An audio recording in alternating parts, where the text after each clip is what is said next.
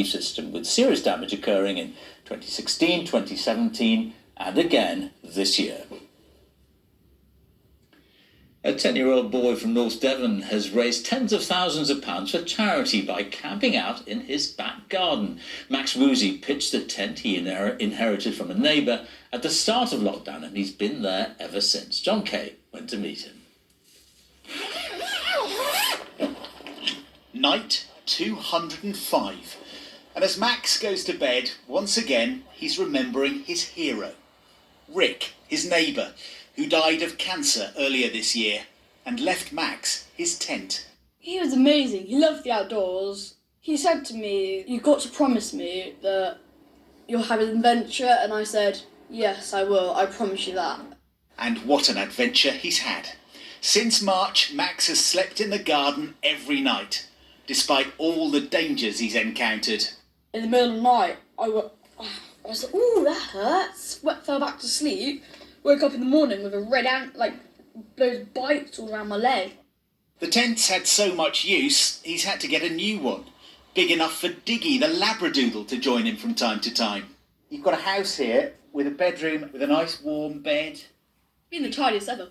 I've never seen it this tidy. Are you ever tempted to go inside in the middle of the night? No. Being able to have your own space instead of your parents check on you. It's the middle of October now. Very soon it's going to be cold and wet and wintry. Are you prepared to do this? Keep going. Yeah. Even if it's snowy, I'll build an igloo and live in it. Max says he's going to do a full year under canvas, and there's a very big incentive. He's already raised tens of thousands of pounds for the hospice that cared for his hero. If Rick was still alive, I think he'd be by my side in a different tent right now. John Kay, BBC News, Braunton in North Devon. Well, let's catch up with the weather with Ben Ritch. Hello, Ben.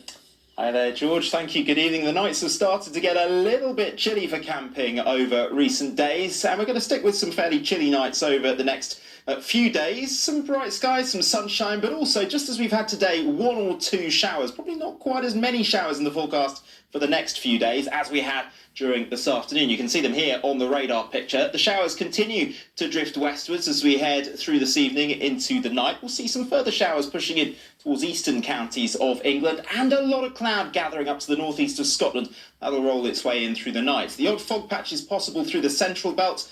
Lowest temperatures in western Scotland down to 1 or 2 degrees. Fairly chilly elsewhere, but nothing exceptional for this time of year. Into tomorrow then, quite a lot of cloud across the northeast of Scotland. Still some showers further south, particularly across the eastern half of England. Best of the sunshine to be found across Northern Ireland, Wales and the southwest. Not quite as windy as it has been over the last couple of days, but still pretty cool, really. 10 to 14 degrees at best. Similar sort of day on Friday. Some fairly large areas of cloud around. That cloud potentially thick enough to squeeze out the odd spot of rain, the odd light shower here and there. Equally, there'll be some brighter spells with highs of 11 to 13 degrees. The weekend is looking predominantly dry. Again, not always desperately sunny. There'll be a fair amount of cloud around, and temperatures will once again struggle, 13, 14 degrees at best. But a big change on the way as we head into next week, because low pressure is going to take over the scene. You can see frontal systems approaching, and that brings the potential for some pretty heavy rain, some brisk winds as well. So make the most of the dry weather when you get it